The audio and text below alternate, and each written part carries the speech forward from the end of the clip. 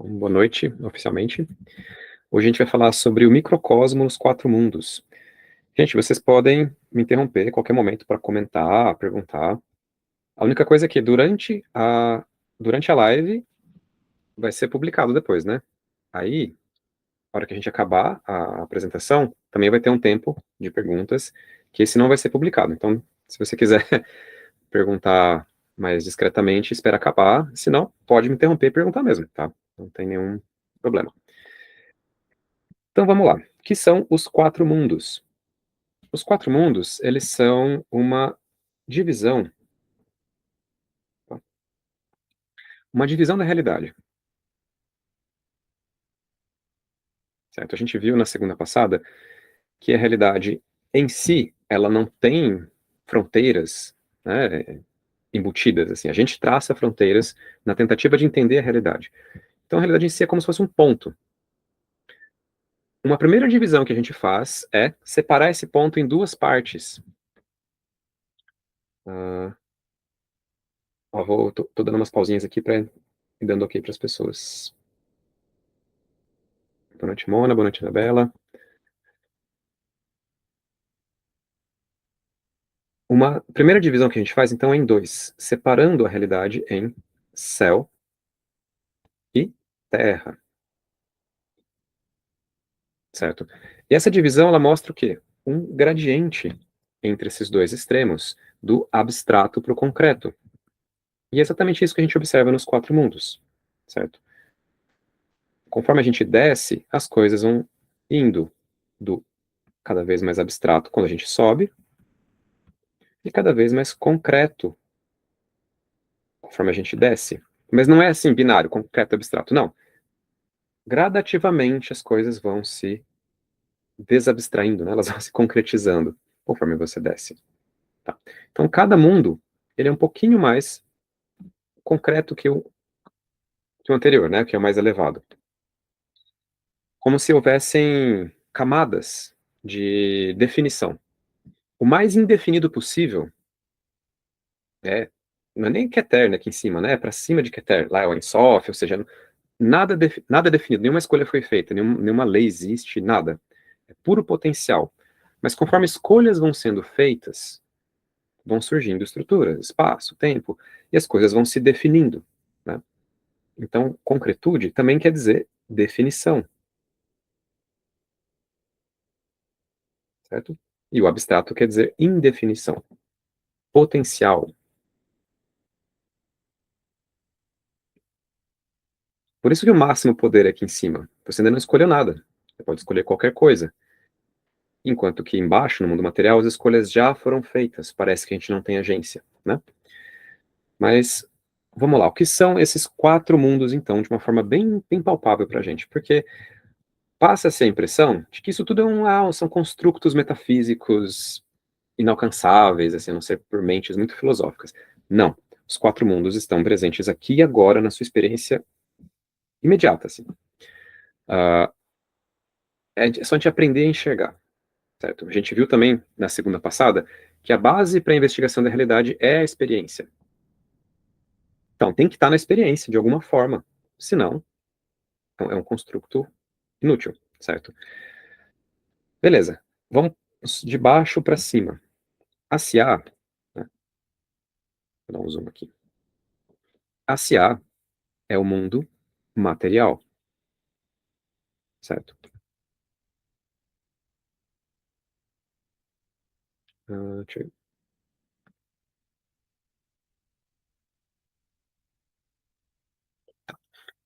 A CA é o mundo material.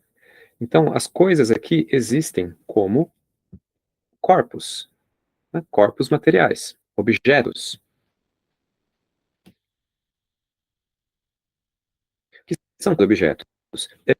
Eles são geométricas delimitadas com fronteira definida. Lembra que a gente igual a definição? Então, os corpos e objetos, eles se separam uns dos outros. Uma maçã confundam com a maçã. Fronteira, espaço entre elas. Né?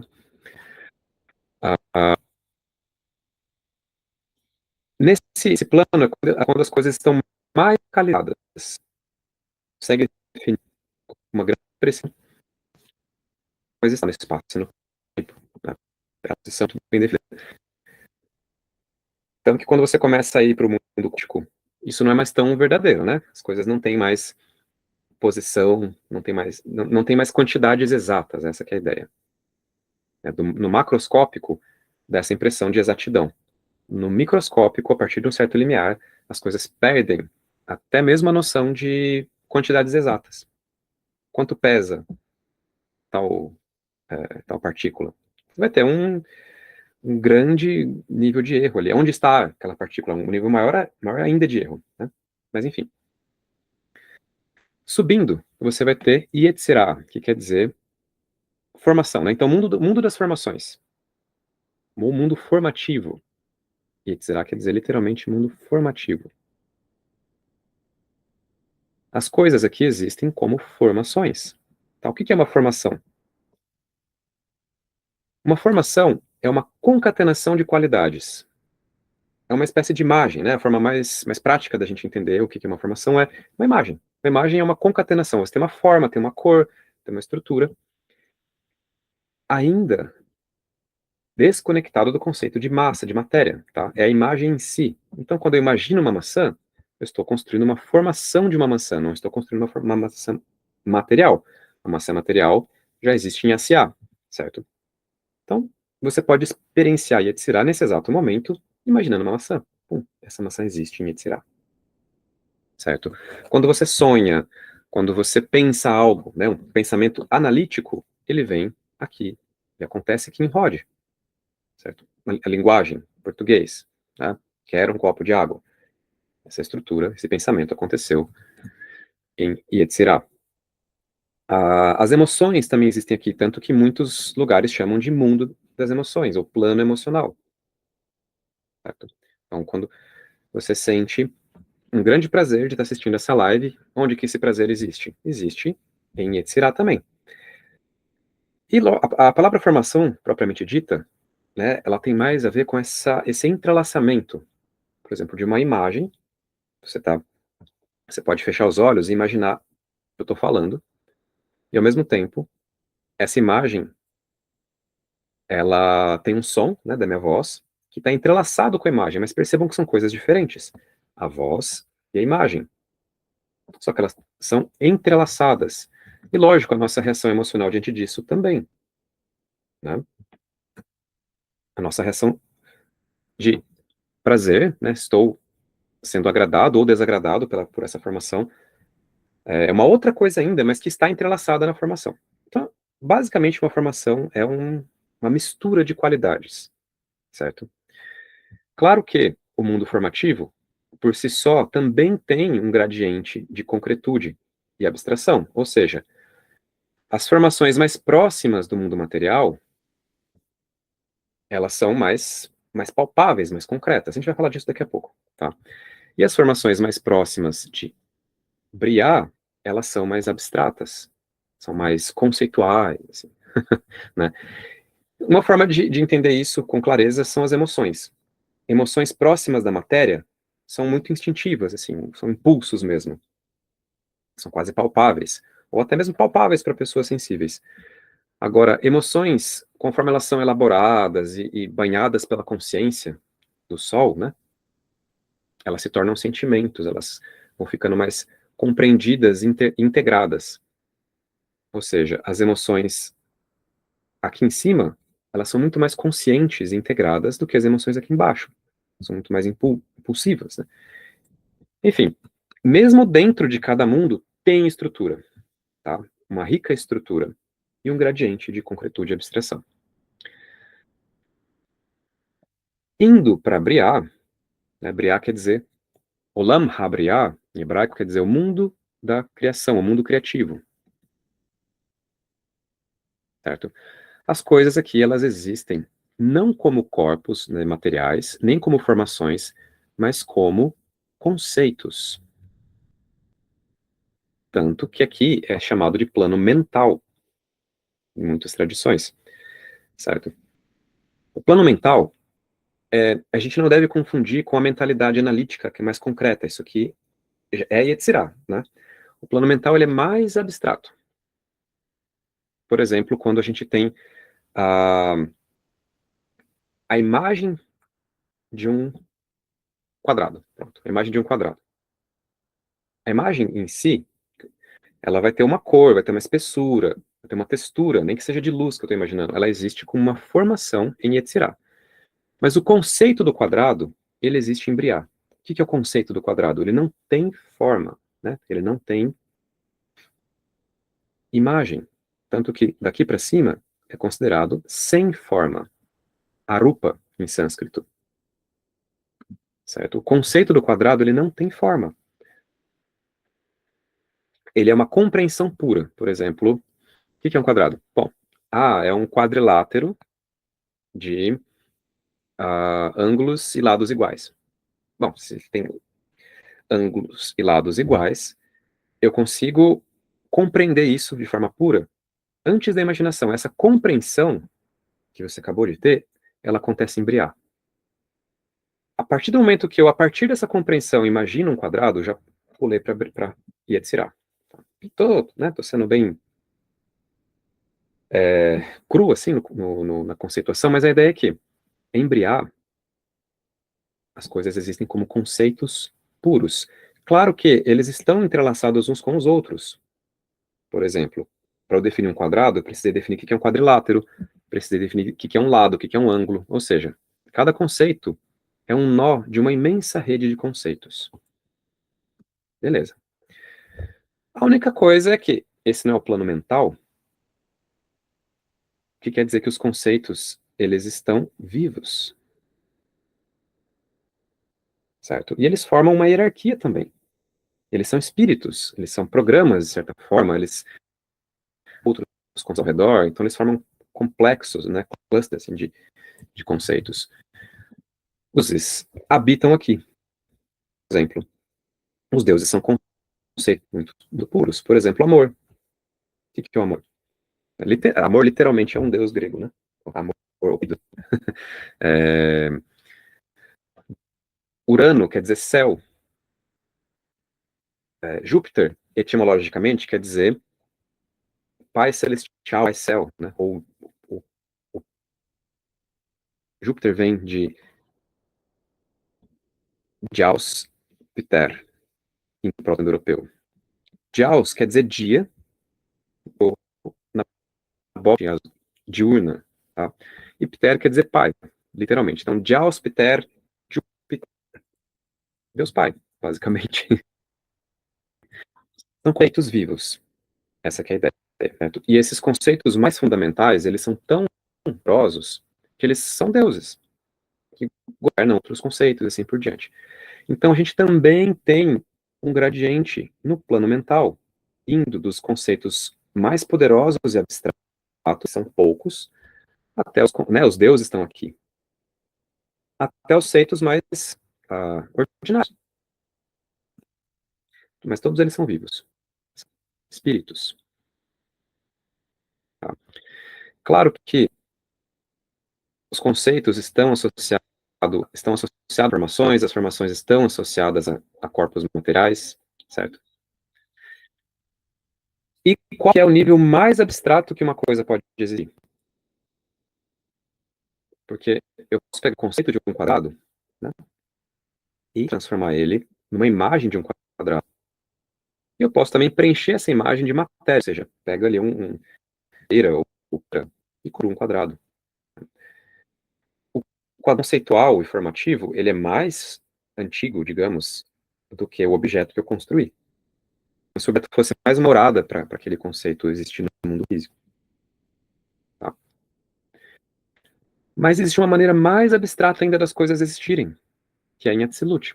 Tá? Atzilut a gente pode chamar de plano divino ou arquetípico, né? O mundo exemplar, tá? Onde as coisas existem como arquétipos. Certo? Porque o quadrado é uma manifestação de algo mais fundamental, que é o quê? A tétrade. Essa coisa muito pura de quatro cores, de existir em quatro cores.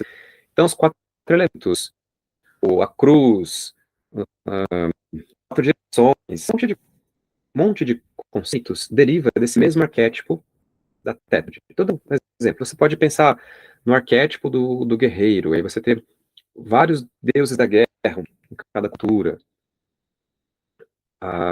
aqui no plano conceitual, né? E aí várias também formas, imaginações, atitudes associadas então você pode imaginar artes, pontas, tudo isso habita aqui o plano formativo. Poderia dar live só falando dos quatro mundos, assim, ou VART, porque é um assunto imenso, tá? Mas a gente precisa prosseguir. O que é importante até aí? Entender que cada mundo só ele tem uma rica estrutura também. Então você pode subdividi-lo. Porque a quatro mundos em si já são uma divisão didática, né, de algo que não que é realidade. Toda divisão é artificial, útil, né? E ela vai gerar uma cosmologia. A cosmologia vai ser a base de um sistema. Então essa divisão dos quatro mundos é eclética. E ela está na base de sistemas de magia hermética, vários ramos, né, cabala hermética, cabala de vários tipos. Mas, enfim. Não quer dizer que você não poderia dividir, por exemplo, em 6, em 5, em 4. Bom, em 4 é essa aqui. Né?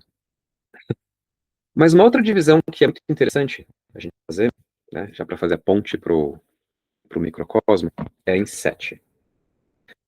Porque, se vocês prestaram atenção, né, existem essas linhas aqui separando os mundos. Essas elas não existem de verdade. Porque elas representam o quê?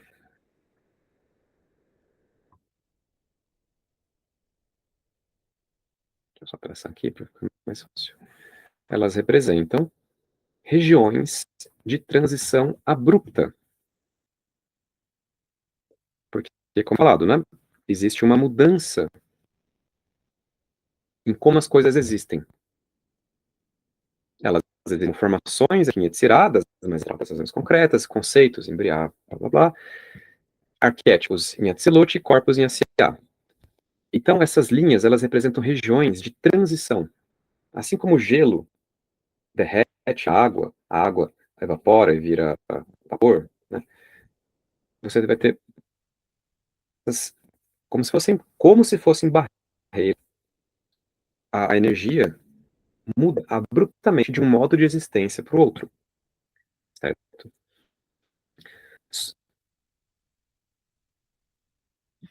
Perdi o mouse aqui. Voltou.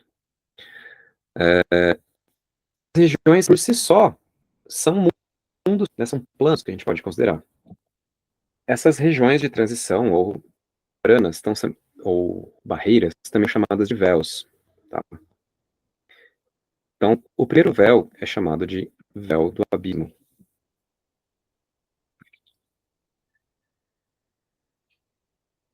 Véu do abismo, ou véu de Ísis, ou horizonte. O véu do abismo, o horizonte, ou de Ísis, ele marca a transição do plano arquetípico para o plano criativo.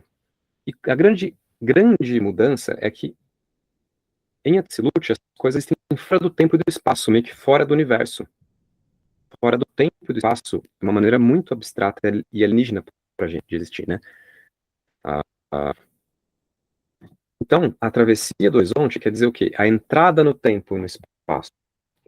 Sujeito às regras do tempo, as regras de... Tanto que Saturno, né? Saturno, ok, está associado a Binah, mas ele se projeta em Da'at. Então, a travessia envolve essa... Como buraco negro, no certo sentido. Você se sujeita às regras daquele universo ali, certo? Vou falar mais disso já, porque a gente vai abrir. O segundo véu é o chamado véu de Parukt, ou véu do tempo. Templo, né? Véu do templo. E aqui indica são a forma. Lógico, existe já a estrutura, não quer dizer que não existe estrutura em Briar, certo? Mas é uma estrutura mais abstrata. Essa estrutura se torna forma em Yet. E o templo é justamente esse processo de adquirir forma. E por fim, o véu de Keshet, ou arco-íris, véu de Keshet, ou véu do arco-íris, ou ainda o véu de Nefesh, também chamado, né? Indica o processo de aquisição de matéria, de um corpo material. Por exemplo, o nascimento é essa travessia, nascer no corpo físico, né? Encarnar. Manifestar qualquer coisa no mundo físico implica atravessar esse véu, certo? Então, temos esses três véus que mostram uma grande mudança existencial na energia conforme ela vai descendo. Ou subindo também, né? Só que a subida é diferente, você vai se libertando de certas limitações da matéria, da forma e do tempo, né? Ah, e agora a gente pode abrir esses três véus, porque eles próprios, se você der um zoom, é como se eles fossem um mundo por si só, né? Então vamos como que abrir aqui cada um deles.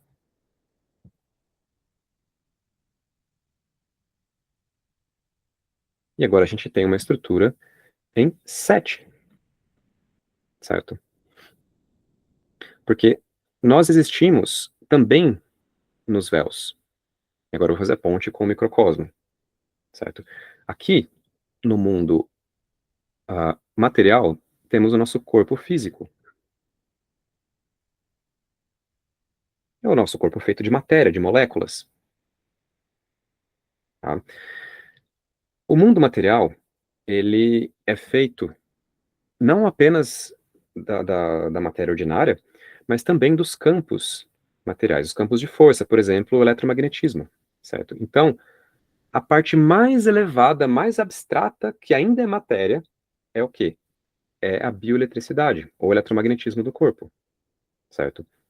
Então, quando você vai fazer uma foto Kirlian, por exemplo, você está medindo isso, o eletromagnetismo do corpo, certo? É material, você não está medindo éter ali. Diretamente não, pelo menos. Tá? Então, corpo físico,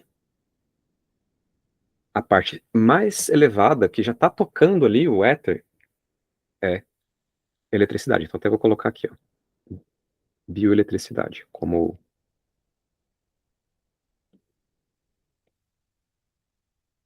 eletromagnetismo em geral, tá? Mas bioeletricidade é a parte mais disponível disso. Nós temos o corpo astral. O corpo astral, ele tem a mesma forma do corpo físico, só que ele é até mais perfeito nesse sentido do que o físico, porque o astral é o mundo da forma em si. Então, enquanto o corpo físico você tem lá poros, cicatrizes, né, digamos, o seu corpo astral não necessariamente. É como se ele fosse até mais nítido, tivesse uma resolução maior do que o físico nesse sentido, tá? E entre o corpo astral é ele quem você usa, né, para fazer para viagens astrais, projeções astrais, coisas do tipo. Mas entre o astral e o físico, nós temos o quê? O corpo etérico. Então essa região aqui, né, o próprio véu de Keshet é a região, o plano etérico, tá? O que é o éter? O éter é o que muitas tradições, é onde habita o que muitas tradições chamam de Chi, ou Prana, a, Ki, né? É essa energia, essa vitalidade que flui, por exemplo, nos canais, nos meridianos, nas nadis, né, do corpo físico e tal. Tem vários sistemas para trabalhar, né, com o corpo etérico, mas a ideia é que o éter é quem faz a transição do astral para o físico, certo? Lembra que no astral as coisas existem na forma de qualidades. pensando nas formas, elas existem na forma de ondas de possibilidades. Então, por exemplo, um elétron, no mundo físico, ele existe como uma partícula bem localizada, né? Tá aqui a localização dela, assim. No astral, ele vai existir como uma coisa espalhada, assim, como se ele pudesse estar. Ele ainda não escolheu exatamente onde ele vai estar, tá? Então ele existe de forma abstrata, indefinida, menos localizada. Só para dar como uma onda de possibilidades. Só para dar essa diferença, né? Então, quem faz essa escolha, digamos, como se fosse um funil que obriga as possibilidades astrais a se definirem, é o etérico, é o éter. Então, o éter é como se fosse um funil, na verdade, que obriga as possibilidades astrais a se definirem, né? O éter, ele existe como se fosse uma rede fluida ao redor. Tem mais ou menos a forma do corpo também, né? Tem uma rede de éter em cada órgão, em cada sistema. Então, são linhas de força, na verdade, certo? E o éter, ele... E esse padrão vocês vão ver em todos os planos, tá? O éter, ele é yin, ou seja, ele é passivo em relação ao astral, tá? Mas ele é ativo em relação ao físico. Ou seja, o éter governa a matéria, mas ele é governado pelo astral. Então, o que isso significa? O éter tem a capacidade de absorver qualidades astrais. Você pode pegar um chi, por exemplo, e carregar ele com uma energia, uma qualidade de amor, né? Ou de uma qualidade mais marcial também, né? Mais pontuda, assim, de incisão, de conquista, é que a qualidade marcial é uma qualidade penetrativa, como se fosse uma ponta. A qualidade venusiana é mais uma cola, um magnetismo que junta as coisas.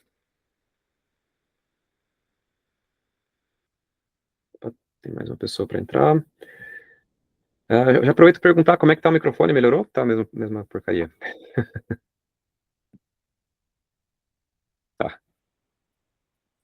Melhorou muito, tá 100%, Thales. Ah, tá, beleza. Então, beleza. Então, o éter tem essa capacidade de absorver qualidades astrais e transmitir essas qualidades para o corpo físico. Por isso que ela é uma peça-chave para processos terapêuticos, né? Lógico, terapia sutil, né? A atuação sutil, a atuação alopática é aqui, matéria na matéria, né? Agora, quando você quer transmitir saúde, saúde é uma qualidade astral, você precisa passar pelo éter, né? E por outro lado também, né, problemas, toxinas astrais, digamos assim, elas primeiro vão perturbar o seu corpo etérico. E como é que o corpo etérico afeta o corpo físico? Através da bioeletricidade, através, inicialmente, da bioeletricidade. Já se sabe, né, que quem estrutura os microtúbulos nas células, quem estrutura o crescimento celular, até a organização do corpo, não é apenas os genes, né? Os genes, eles vão ajudar a fabricar as proteínas, e as proteínas vão se encaixando, tal. Tem um efeito ali das proteínas dissolvidas que elas vão se encaixando. Mas isso não é suficiente, tá? Já sabe que existem esses campos que organizam os microtúbulos, e os próprios microtúbulos também geram esses campos, ou seja. Mas a ideia é que o éter, ou chi, está tão colado na bioeletricidade que uma alteração etérica altera a eletricidade do corpo. Porque eles são vizinhos. E vice-versa, uma alteração elétrica altera o chi. Por isso que, né, tem essa questão da saúde associada que você não consegue ver muito pela ciência normal, né? Mas todo mundo com sensibilidade percebe que campos elétricos, eletromagnéticos fortes perturbam o corpo. Por causa disso. Não está perturbando o corpo. Você pode medir à vontade, você não vai achar essa perturbação. Porque a perturbação é no éter. Tá? Então imagina uma linha de alta tensão lá, 10.000 volts, ó, 60 Hz. Tá chacoalhando o campo etérico também. Chacoalhando, tá destruindo tudo ali. Todas as linhas de força delicadas do campo etérico estão sendo rasgadas. Enfim. Imediatamente isso não tem efeito, né? Mas aos poucos você percebe isso. Como o plano etérico afeta o plano físico através dessa ponte aqui.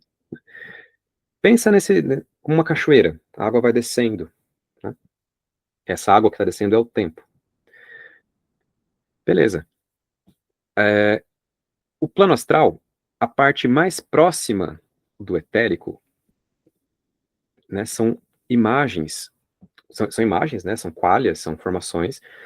Mas você pode perceber essas imagens como mandalas, como padrões geométricos. Geralmente, quando você está fazendo a travessia para o plano astral, você começa a ver essas coisas.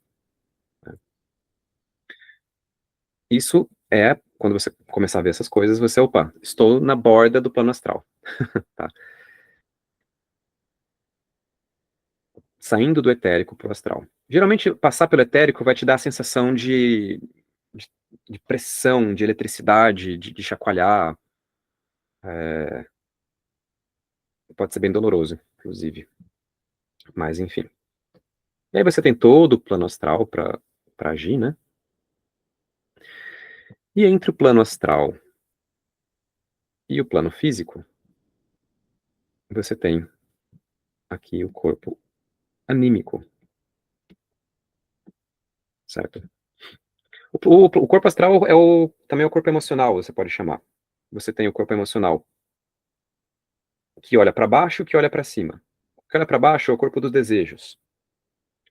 Então, quando você morre, quem fica colado ao corpo é o corpo dos desejos. O ideal é que ele se dissolva, né? O corpo astral mais sutil é o que é consciente, digamos. É a parte das emoções que ela foi integrada pela consciência. Essa parte, ela tende a ser reabsorvida pelo corpo mental na hora da morte. Mas, enfim. A ideia é que o corpo emocional tem uma parte que é mais próxima do corpo mental, que é mais yang, e uma parte mais próxima do corpo físico, que é mais yin. E a tendência, na hora da morte, é ter uma separação desses dois. Tá? Ixi, tem muitas coisas diferentes que podem acontecer na hora da morte, mas... E tudo depende dessa dinâmica aqui do corpo astral, tá? Mas, enfim, o corpo anímico é algo que está entre a forma e o conceito. O que é que está entre a forma e o conceito? Então, esse aqui é o plano, você pode chamar também, né, de plano simbólico. Tá? O corpo anímico habita o plano simbólico. Então, símbolos. Vou colocar aqui o Ti, os símbolos, ou éter, né? Mais fácil, estou falando de plano etérico. O éter é a ponte do astral para o físico. O símbolo é a ponte do mental para o astral. Então, a gente tem um corpo, digamos, que habita o plano simbólico também. É o nosso corpo anímico. Quando você tem um trauma, é como se uma parte da sua alma tivesse presa numa espécie de mito, uma espécie de ilusão. Mas essa ilusão opera no campo mítico. Perceba que o símbolo, ele não é exatamente uma forma. Por exemplo, um pentagrama. É um símbolo, né? Só que o pentagrama em si, ele não tem tamanho, né? Porque você pode imaginar ele do tamanho que você quiser. Da forma não, né? Ele tem uma forma definida, mas ele não tem espessura, não tem cor, não tem... Ele é uma forma pura. É um símbolo. Mas ele também não é meramente conceitual, tá? Porque o conceito é a compreensão do que é o pentagrama, né? A pêntada e assim por diante. Então o símbolo, ele habita no meio do caminho entre o mental e o astral. Por isso que ele faz a ponte. Vou colocar aqui corpo mental. Por isso que ele faz a ponte. Os símbolos, então, eles vão ter, da mesma forma como o éter tem a capacidade de absorver as qualidades astrais e retransmitir elas para o físico, porque o éter tem poder sobre o físico, né? As linhas de força etéricas é que organizam a bioeletricidade, que por sua vez organiza a matéria, certo? É através do éter, por exemplo, que você tem esses desvios, digamos, na realidade consensual, através da magia. A magia é como se ela puxasse a sardinha das possibilidades das coisas numa direção específica. Ela atua justamente no componente que a gente enxerga como aleatório do mundo físico. É na aleatoriedade que você tem espaço para uma ação, né? E o éter faz isso, ele vai puxar para um lado. Enfim, o símbolo faz a mesma coisa, porque ele é capaz de absorver o poder dos conceitos, e enquanto que ele tem poder sobre o astral. Por exemplo, se eu traço um pentagrama, o pentagrama tem uma potência sobre certos aspectos do plano astral. Só que se eu só traço o pentagrama, isso não é nada, né? É como se eu te precisasse puxar algo do plano mental para isso. Tanto que se usa o quê? Mentalizações de palavras de poder. Então, quando eu pronuncio uma palavra de poder em cima de um pentagrama, ou durante o traçado do pentagrama, é como se essa palavra de poder tivesse sido sugada, né? Como se ele fosse uma esponja que sugou o poder do conceito por trás daquela palavra de poder. E agora, ele é um pentagrama, digamos, energizado, digamos, que vai retransmitir esse poder para o astral. Então, símbolos, eles têm autoridade sobre o astral, certo? Estou falando, lógico, no conceito magia hermética, mas também internamente. Os símbolos internos, os nossos mitos internos, é eles quem vão organizar nossas emoções, para o bem ou para o mal. Então, se eu tenho um mito torcido, isso vai me gerar um corpo astral também torcido. Os traumas têm a ver com isso, né? É uma espécie de nó mítico dentro de você, lá no fundo, que não permite que o seu corpo emocional funcione direito, ou pelo menos um aspecto dele, uma parte dele. Então, como é que eu faço para trabalhar essa disfuncionalidade emocional? Eu preciso desfazer esse nó no mundo, no corpo anímico, tá? Quando você cria um elemental artificial, uma entidade artificial, o que que você faz? Você pega um pedaço do seu corpo anímico, separa e cria um outro espírito dentro de você. Quando você tem uma cisão de personalidade, o que que acontece? Tem uma cisão do seu corpo anímico. Ou seja, sua alma se divide em duas. Você já deve ter ouvido falar de roubo de alma, né? Em algumas tradições xamânicas fala-se disso. Ah, a pessoa roubou a alma dela, tem que ir atrás da sua alma. É nesse nível que acontece essas coisas. Tá? É basicamente isso. É um pedaço de você, da sua alma, que se separa e fica rodando, digamos, um mito em loop ali dentro. Você precisa resgatar isso, né? Então, o que é que vai funcionar aqui? O que opera no mundo dos símbolos, né? Ritos, mitos. Então, psicanálise, essa coisa mais do inconsciente, assim, de ir lá no fundo do inconsciente e fazer uma ritualística. Os ritos têm muito poder sobre o corpo anímico, tá? Porque é esse nível que as coisas operam. Por isso que muitas vezes a compreensão intelectual não adianta para resolver não resolve, né? Mas para libertar a alma de um trauma. Você precisa de um rito. Então, organizar o corpo anímico é um requisito para organizar o corpo astral. Tá? E o corpo anímico funcional, ele tem a estrutura mítica, que é o que a gente viu lá no Jornada do Herói, blá blá blá. Aquela estrutura é a estrutura do corpo anímico. Tá, o corpo mental é ele quem sobrevive às encarnações, né? É ele quem se mantém de uma encarnação para outra. E o plano mental, então, tem poder sobre o anímico, que tem poder sobre o astral, que tem poder sobre o etérico, que tem poder sobre o físico. Certo?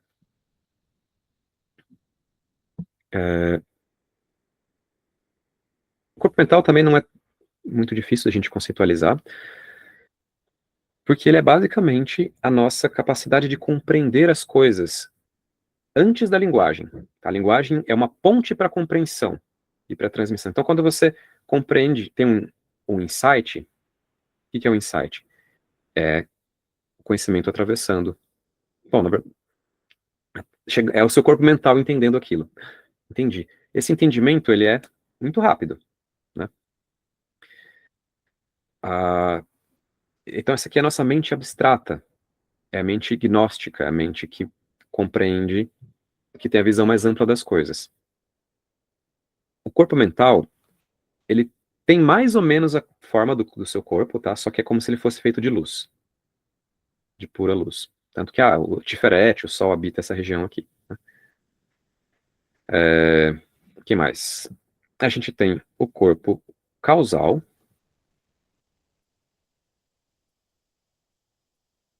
que é ele quem habita o horizonte, certo? O corpo causal é onde nascem as intenções. Como se fosse ali imagina um poço de água gaseificada. Então, as bolhas vêm lá do fundo, né? Lá do plano atsilútico, invisíveis, elas vão crescendo e de repente elas borbulham. Você só vê a bolha que aparece na superfície, emerge, né? E lança aquele gás. É mais ou menos isso. A real origem das intenções é Atzilut, certo? Só que Atzilut é muito abstrato, está fora do tempo e do espaço. Então, pensa aqui numa bolha emergindo. E aí essas intenções vão descendo e fazendo tudo, né? Mas tudo começa com intenção. Por isso que é corpo causal, porque é a partir daqui que começa a causalidade. Como o plano arquetípico está acima do tempo e do espaço, ele está fora da causalidade direta, né? A causalidade começa aqui. E como que a gente experiencia o corpo causal? Através do nosso estado de consciência. Né? Aquilo que você trabalha na meditação, por exemplo. Então a consciência é a coisa mais fundamental que você tem. É a primeira coisa, é o seu estado de consciência. Ele é o mais abstrato, né? Porque é através da consciência que a energia atravessa. Deixa eu colocar aqui também o que está acima do corpo causal. É a sua essência, né? Vamos colocar aqui. É o seu arquétipo, é aquilo que você é fora do espaço, do tempo. É o seu eu superior, você pode chamar também. Tem muitos nomes, tá? Mas é a versão mais pura da sua existência, que ainda é você, né? E essa coisa pura existe como um pensamento perfeito na mente de Deus. Tá? Ela se expressa, então a sua essência, o corpo causal, absorve a verdadeira vontade, que seja, né, da sua essência, o poder da sua essência, e transmite para o corpo mental. Então, o corpo causal, ele é yin, na verdade, em relação a Atzilut, e yang em relação a todo o resto, né? Porque isso aqui é como se fosse o topo do nosso universo observável, né, da nossa experiência. A gente não experiencia a essência, tá? A gente experiencia daqui para baixo, começando com a consciência. A consciência é o alicerce da experiência. É a parte mais pura e abstrata, tá? Enquanto que o corpo físico é a parte mais concreta e habitável e palpável, certo? Bom, então você tem essas três coisas-chave, tá? Esses três níveis-chave, porque são eles que permitem que a energia atravesse. O seu estado de consciência é quem atravessa a energia essencial ou arquetípica para o mental. Os símbolos é quem atravessa a energia do mental para o astral, e o éter é quem atravessa a energia do astral para o físico. Então, se você dominar esses três níveis, você consegue criar o quê?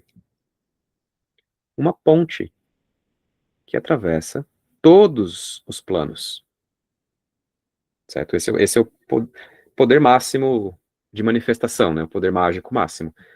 Os sistemas, em geral, eles vão focar em algum desses níveis, e já vai funcionar muito, tá? Se eu domino símbolos, como, por exemplo, a abordagem do hermetismo, eu vou ser muito capaz de dominar essa seta aqui, ou seja, de trazer coisas do mental para o astral. E o astral vai precipitar naturalmente em algum momento para o etérico. Se eu só trabalhar a meditação, por exemplo, é um poder muito grande, é um poder maior até. Só que ele está muito abstrato, assim. Então as coisas, alterar as coisas direto na consciência tem muito poder. É o que tem mais poder. Porém, demora para ter um resultado palpável. Que olha o que tem que atravessar. O que é mais palpável é trabalhar o quê? No etérico. Porque rapidamente o que você projetou aqui no astral se manifesta no físico. Então, geralmente o pessoal gosta muito, né, do etérico porque dá um resultado rápido e palpável. Porém, é também onde você tem mais perigo de cometer erros. Tá? De ajusta aqui, desequilibra ali, ajusta ali, desequilibra lá, enfim. Então, quem vai trabalhar com Kundalini, né, essas técnicas e tradições energéticas, tem um efeito muito rápido e palpável. E hoje em dia as pessoas querem esse tipo de efeito. Né? Trabalhar com energia, então, certas substâncias de poder te abrem a consciência, né, para trabalhar nessa região. Então, é muito palpável e facilita também a gente construir fé no lado de lá. Porém, só trabalhar aqui é pouco, certo? É importante trabalhar aqui, porque é a chave da manifestação. Tudo passa pelo porteiro aqui do éter, do Ti, né? Pelo plano astral, quem está na borda de cá é a Lua, especificamente Hecate. Então tudo passa primeiro pelo astral e depois vai para o etérico, né, por essa borda do astral. O que mais? É isso. Cada sistema tende a se especializar em um ou dois desses níveis aqui, as suas técnicas. Mas claro que a gente entende que o ideal é você conseguir dominar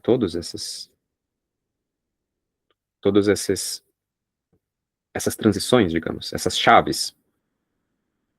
Porque se a energia já está no plano mental, é relativamente tranquilo trazer ela para baixo, assim, dentro do plano mental. O difícil é trazer de um plano para o outro, né? Não só para manifestação, mas também para a subida. Quando você estiver subindo a consciência, né? Subir ao longo de um plano é tranquilo. O problema é atravessar de um plano para o outro. Mas enfim, então vou até colocar setas nos dois sentidos para facilitar essa compreensão. Vamos ver como está de tempo. Temos 4 minutos. Então é isso. Nós temos. Quantos corpos nós temos? Depende de como você divide. Se você divide em 4, você tem 4 corpos. Se você divide em 7, você tem 7 corpos. Essa é a divisão que eu mais gosto, porque ela dá um refinamento para você entender a estrutura da realidade, do abstrato ao concreto, mas sem se perder em muito detalhe, assim. Né? Lógico, o corpo astral, como eu falei, ele tem subestruturas, ele tem... É um universo à parte. Tá? E aí você pode mapear todos esses corpos, né? Deixa eu pegar aqui.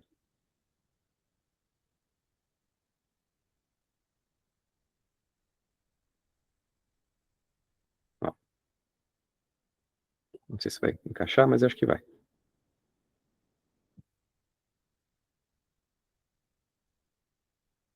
Você pode mapear esses corpos no seu corpo, ou em cada corpo. A ideia é que é um fractal, né? Então, cada corpo contém em si o mesmo formato da estrutura total dos corpos, ou seja, de todos esses planos da existência. Então, se você pega o seu corpo físico, você vai encontrar um reflexo no seu corpo físico da sua essência. Deixa eu pegar aqui uma outra cor. Na Kabbalah costuma se representar como Keter, né, uma esfera acima da cabeça. Nas tradições hindus, como o chakra coronário. No taoísmo, como o Baihui, que é um ponto aqui de poder, não sei o quê. Mas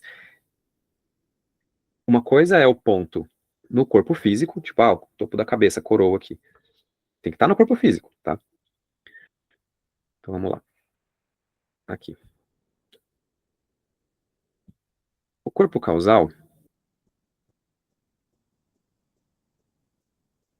você pode conectar ele aqui ou na garganta. O corpo mental, ou ruar, né? Você pode conectar ele aqui no peito, no coração.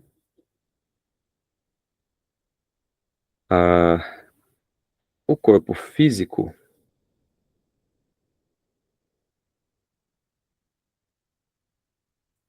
na região do períneo. Que mais? O corpo astral,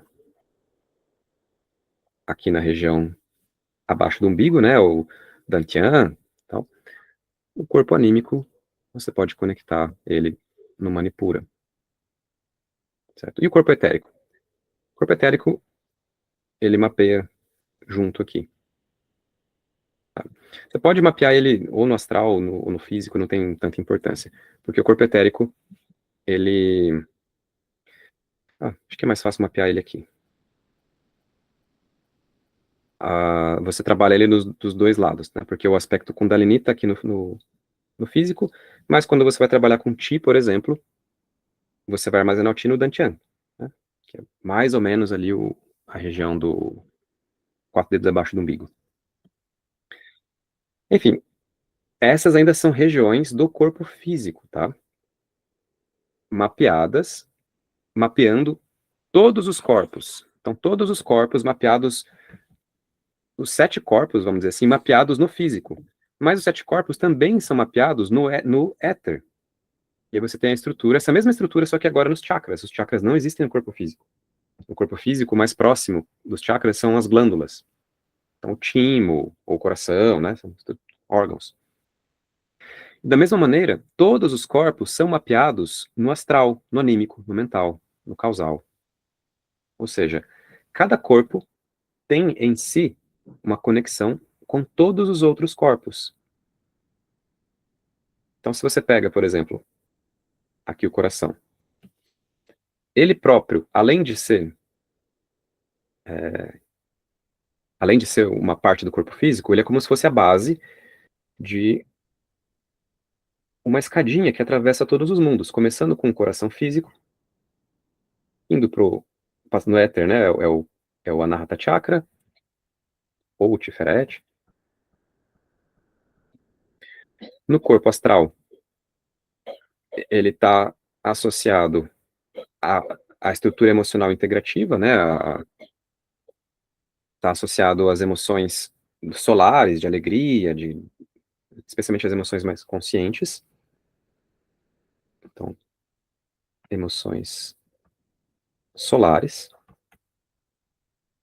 No corpo anímico, ele está associado à sua identidade, ao núcleo mítico, de quem é você, então, sua identidade mítica, ou quem é você enquanto herói da sua própria história, algo nesse sentido. No corpo mental é sua identidade em si, ou individualidade, desculpa.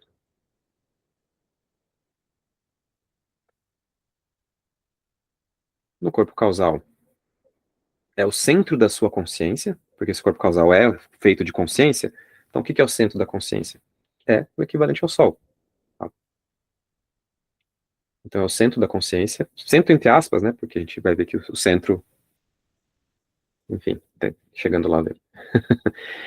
E na essência, lógico, tudo colapsa num ponto, né? A essência é um ponto. Então, tudo conecta no mesmo lugar. E isso vale para cada parte do corpo, tá? Começa com uma parte do corpo, vai para uma estrutura etérica e atravessa todos os planos. Então, cada chakra, vamos dizer assim, cada centro de poder no corpo, ele é por si só uma estrutura que atravessa todos os planos. E aí depende se você está olhando na base física dele, que é o órgão, ou na base etérica, que é o chakra, ou na base, enfim, depende de onde está o seu olhar. O que importa é perceber, que é que dá o nó na cabeça, né? Essa fractalidade da coisa, onde cada corpo espelha a estrutura global de todos os corpos. E, portanto, há uma conexão do coração diretamente com uma estrutura anímica que eu posso trabalhar. Ou mental, ou astral, e assim por diante. Certo? E é isso, basicamente, o que eu tinha planejado para hoje.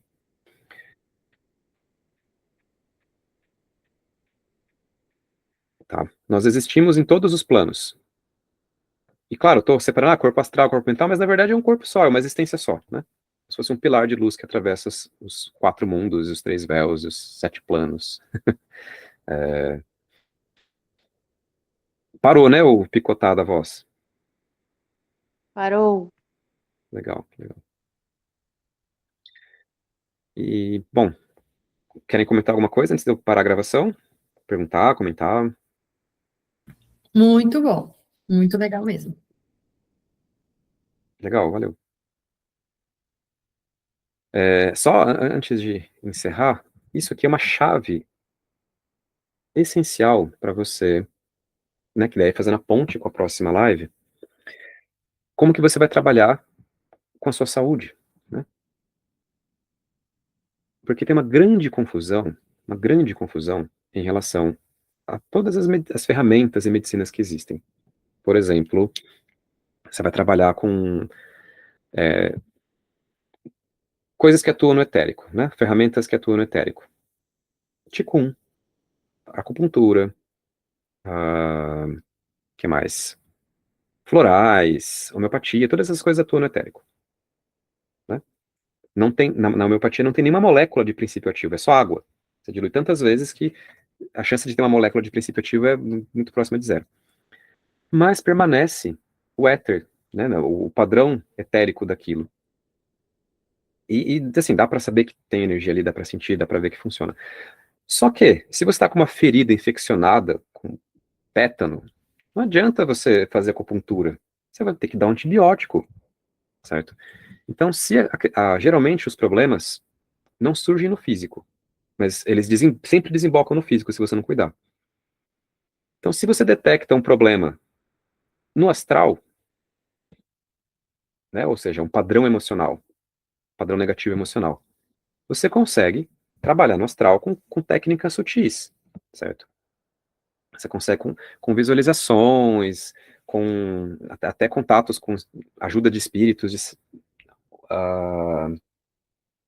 às vezes simplesmente sentir um cheirinho, né? Então aromaterapia já vai funcionar, porque aquele aroma é o quê? É uma qualidade astral, né? Está associado a uma qualidade astral, na verdade. Então ele vai puxar uma qualidade de, sei lá, energia, se você está deprimido, ou ao contrário, se está muito ativo, relaxamento.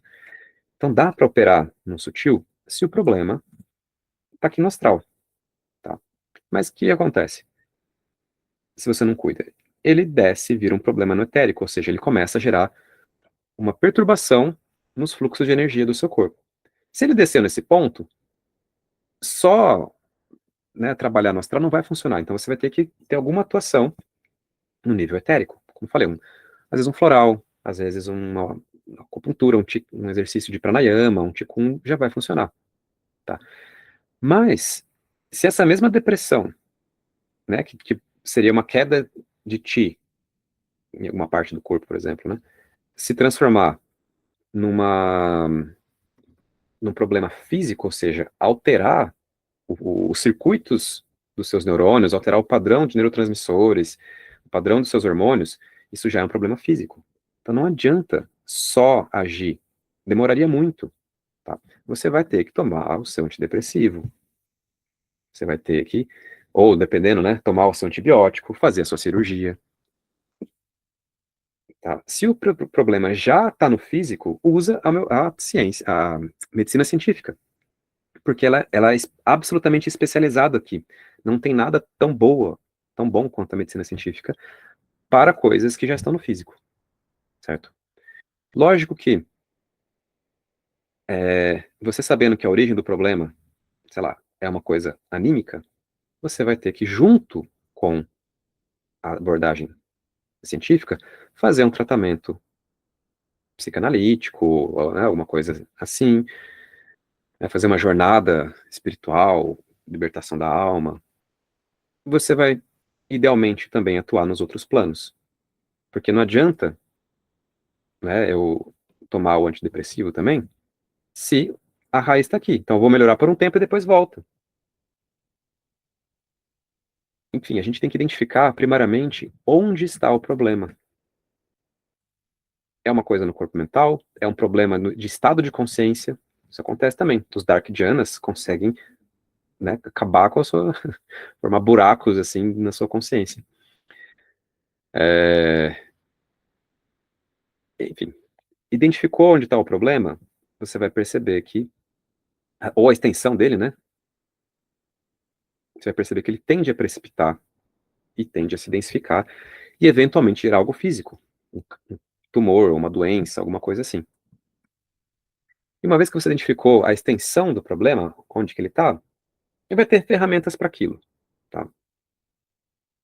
Então, a grande diferença das medicinas tradicionais para a medicina científica é que ela tende a olhar também para esses outros lugares. Mas você não pode confundir as coisas, tá? Como eu falei, se você está com uma ferida infeccionada, você não vai,